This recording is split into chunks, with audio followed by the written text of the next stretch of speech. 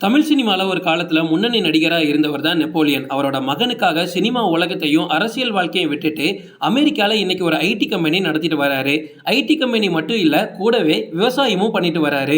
ரீசெண்டா இவரோட மகன் தனுஷ்க்கு ஒரு திருநெல்வேலி பொண்ணை பார்த்து நிச்சயதார்த்தமும் முடிஞ்சிச்சு, சீக்கிரமே கல்யாணமும் ஆக போகுது. அவரோட மகன் தனுஷ்க்கு தசை சிதைவு நோய் இருக்கிறது உங்க எல்லாருக்கும் தெரியும் அப்படின்னு நான் நினைக்கிறேன். அவரால் எழுந்து நடக்கவே முடியாது. சோ இப்படி ஒரு நிலைமை ஏற்பட்டதுனால தான் இந்தியால இருக்க விரும்பாம மகனோட எதிர்காலத்தை கருத்துல வச்சு அமெரிக்காவுக்கு போய் செட்டில் ஆனாரு.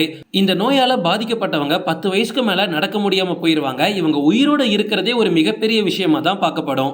தனுஷ்க்கு 25 வயசு தாண்டியாச்சு. சோ கல்யாணம் பண்ணணும் அப்படின்னு நெப்போலியன் அவரோட சொந்த ஊரான திருநெல்வேலியிலேயே பொண்ணு பார்த்திருக்காரு. அவங்க பொண்ணு பார்த்தது மட்டும் இல்லாம இந்தியால கல்யாணத்தை வைக்க விரும்பாம ஜப்பானோட கேபிட்டலான டோக்கியோல கல்யாணம் பண்றதுக்கு இவங்க முடிவு பண்ணிருக்காங்க. சோ ரீசெண்டா இன்ஸ்டாகிராம் பக்கத்துல நெப்போலியன் அவரோட மகனோட கல்யாண தேதியை அறிவிச்சிருக்காரு. நவம்பர் 7ஆம் தேதி இவங்களுக்கு கல்யாணம். நெப்போலியனுக்கும் தமிழ்நாட்டுக்கும் இருக்கிற கனெக்ஷனை விட நெப்போலியனுக்கும் யூடியூபர் இர்ஃபானுக்கும் இருக்கக்கூடிய கனெக்ஷன் தான் அதிகம். இர்ஃபான் அவரோட மாமியார் வீட்டுக்கு கூட அத்தனை வாட்டி போயிருப்பாரான்னு எனக்கு தெரியல. பட் நெப்போலியனை பார்க்கறதுக்கு அத்தனை வாட்டி போய் அத்தனை வீடியோவையும் 1 மில்லியன் கண்டென்ட்டுக்கு எடுத்துட்டு போயிருக்காரு. கல்யாண பொண்ணு யார் அப்படின்னா அவங்க திருநெல்வேலியை சேர்ந்தவங்க. அவங்க பேர் வந்து அக்ஷயா. இன்னும் சொல்ல போனா இவங்க இந்த கல்யாணத்தை ஃபிக்ஸ் பண்ணதே வீடியோ கான்ஃபரன்ஸ்ல தான்.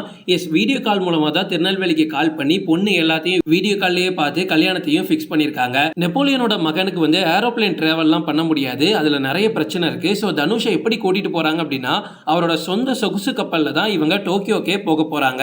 ஏழை பொண்ணா இருந்தாலும் பரவாயில்ல, நம்ம பையனை நல்லா பாத்துக்கிட்டா போதும் அப்படின்னு நெப்போலியன் ஒரு முடிவு எடுத்திருக்காரு. கிட்டத்தட்ட 1000 கோடி சொத்துக்கு வாரிசு தான் வந்து தனுஷ். இந்த கல்யாணத்துக்கு மட்டும் 200 கோடி ரூபாய் செலவு பண்ணி பிரம்மாண்டமா டோக்கியோல கல்யாணத்தை நடத்துறாங்க. ஆரம்பத்துல இவர் என்ன நினைச்சிருக்காரு, அதாவது நெப்போலியன் என்ன நினைச்சிருக்காரு அப்படின்னா ஒரு வேலைக்காரியை வச்சு நம்மளோட பையனை வாழ்க்கை முழுக்க பார்க்க வச்சிடலாம் தான் நினைச்சாரு. பட் அது போக போக செட் ஆகாததுனால தான் ஒரு பொண்ணு வந்தாதான் தனுஷ்க்கு ஒரு நல்ல மெச்சூரிட்டி வரும், இவரால் எழுந்து நடக்க முடியாட்டாலும் லைஃப் ஒரு நல்லபடியா போகும் அப்படின்னா இப்படி ஒரு ஏழை வீட்டு பொண்ணை பார்த்திருக்காரு. 10 வயசு தாண்டினாலே இந்த மாதிரி நோய் இருக்கிறவங்க உயிரோட இருக்க மாட்டாங்கன்னு சொல்லிட்டு இருந்த இந்த சமயத்துல 25 வயசு தாண்டியும் தனுஷ் நல்ல ஹெல்த்தியா அவர் பாட்டு அவர் லைஃபை சந்தோஷமா தான் வாழ்ந்துட்டு இருக்காரு. ஸோ இந்த மாதிரி நோய் இருக்கிறவங்களுக்கு இவர் ஒரு சிறந்த எடுத்துக்காட்டு அப்படின்னே சொல்லலாம். நெப்போலியன் மகனால குழந்தை பெற்றுக்க முடியுமா அப்படின்னு மோசமான கேள்விலாம் சோசியல் மீடியாவில் பரவிட்டு இருக்கு. அது நெப்போலியன் குடும்பத்தை எந்த அளவுக்கு பாதிக்கும் அப்படின்னு யாருமே யோசிக்கிறது இல்லை. ஸோ இந்த மாதிரிலாம் இனிமே போஸ்ட் போடுறத ஸ்டாப் பண்ணிக்கோங்க. அதை தாண்டி ஒரு ஹேண்டிகேப்டா இருந்தாலும் தனுஷ் எவ்வளவு விஷயங்களை சாதிச்சிருக்காரு அப்படின்றத உங்களுக்கு தெரியாது. இந்த மாதிரி நோயால பாதிக்கப்பட்ட எல்லாருமே வீட்டுக்குள்ளேயே தான் அடைஞ்சு கிடப்பாங்க. ஆனா இவர் அப்படி கிடையாது. அமெரிக்காவில் உள்ள சன்செட் மிடில் ஸ்கூல்ல இவரோட ஸ்கூல் மொத்தத்தையும் முடிச்சுக்கிட்டு லிப்ஸ்காம் யூனிவர்சிட்டியில இவரோட கிராஜுவேட்டையும் முடிச்சிருக்காரு. இவர் அனிமேஷன்ல கிராஜுவேட் ஆயிருக்காரு. இவர் நிறைய கேரக்டர்ஸையும் உருவாக்கியிருக்காரு.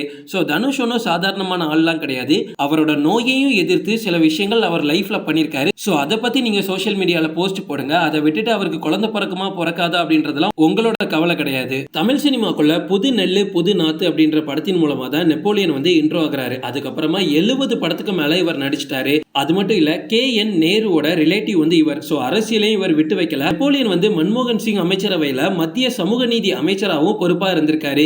ஸோ இது எல்லாத்தையுமே விட்டுட்டு தான் அவரோட மகனுக்காக இவர் வெளிநாட்டுக்கு போனாரு. ஏன் அப்படின்னா நம்ம நாட்டில் தான் இந்த மாதிரி டிசபிலிட்டியோட இருக்கிறவங்கள ரொம்ப அதிகமாக பேசுவாங்க. ஐ மீன் தப்பாக பேசுவாங்க, இல்லை சோஷியல் மீடியாவில் அதை பற்றி கண்டென்ட்டை போட்டுக்கிட்டே இருப்பாங்க.